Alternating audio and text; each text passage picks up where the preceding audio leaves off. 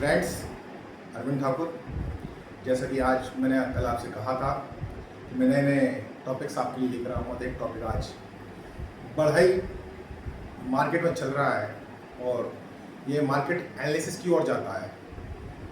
तो पहले तो मैं आपसे बस इस तरह निवेदन करूँगा कि मेरे चैनल को सब्सक्राइब जरूर करें और अपने कमेंट्स भी दें।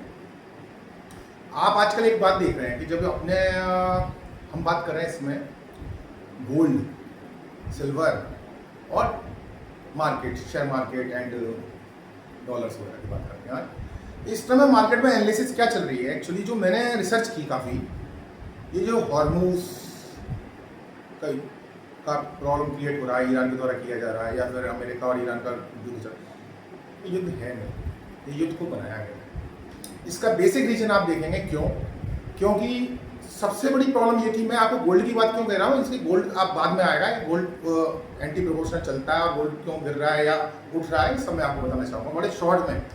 ये अमेरिका की बहुत ही वंडरफुल प्लानिंग थी।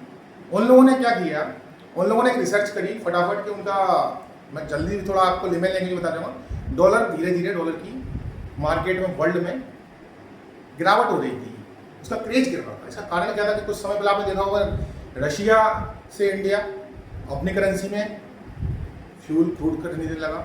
इसी प्रकार ईरान सबसे बड़ा सप्लायर किसका एशिया में, चाइना का है। फर्स्ट ऑफ ऑल 80% चाइना लेता है और इंडिया ये सबसे बड़े सप्लायर है। बहुत और भी लोग हैं और भी कंट्रीज हैं, लेकिन सबसे बड़ा सप्लायर ईरान किसका था, चाइना का। और आप कुछ समय से देख रहे होंगे कि अमेरिका को यूएसए को यह पसंद नहीं आता कि उससे कोई आगे निकले। तो अमेरिका ने क्या किया, जस्ट ईरान से इसलिए वॉर में इंटरेस्ट लिया। इसराइल का तो बेसिक लेमन रीजन था कि उनकी फाइट चल रही थी, वो अपने अस्तित्व को खोज रहे हैं, ठीक है, वो आपस की फाइट उनकी। लेकिन अमेरिका का सिर्फ इंटेंशन ये था कि डॉलर को अब उठाया जाए। कैसे कि चाइना को प्रेस किया जाए। चाइना उससे डील कर रहा था युआन में, अपनी करेंसी में, जिसका लॉस किसको होता, अमेरिका को, नेचुरली। तो ईरान से जब युद्ध हुआ, धीरे धीरे करके उसने क्या किया, अमेरिका ने उसको प्रेशराइज किया। और यह चाहता है अमेरिका कि किसी भी कंडीशन में चाइना की, जो चाइना उससे इम्पोर्ट कर रहा है, उसकी फ्रीक्वेंसी डिस्टर्ब हो और चाइना का मार्केट डिस्टर्ब हो, चाइना डिस्टर्ब हो, चाइना डाउन होता चला जाए, जिससे डॉलर का क्रेज अपने आप बढ़ता जा रहा है। अब मैंने ये क्यों कहा कि गोल्ड पिक्चर में कहाँ से आता है, कि आपने देखा होगा कि गोल्ड और सिल्वर की प्राइस एकदम से बूम अप हुई थी।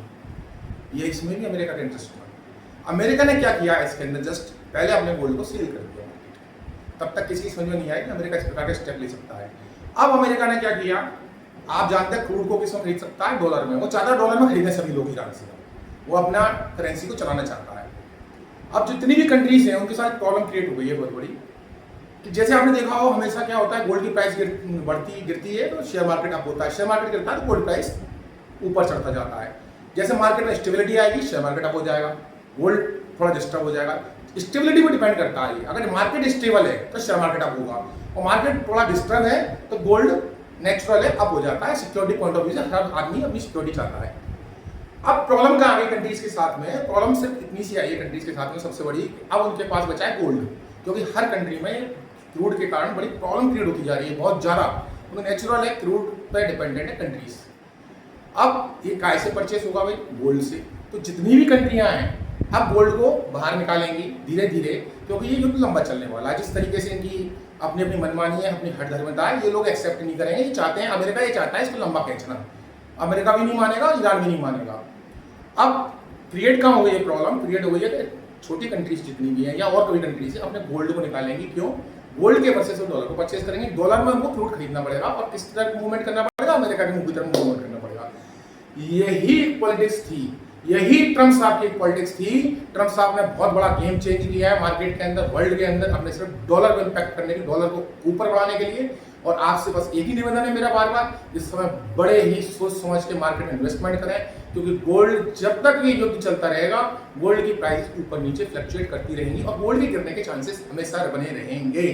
जब मार्केट स्टेबल हो जाए आप इस और रुक कर सकते हैं, क्योंकि इस समय वह सिनारियो नहीं चल रहा कि शेयर मार्केट वर्सेस गोल्ड, इस समय चल रहा है क्रूड वर्सेस गोल्ड।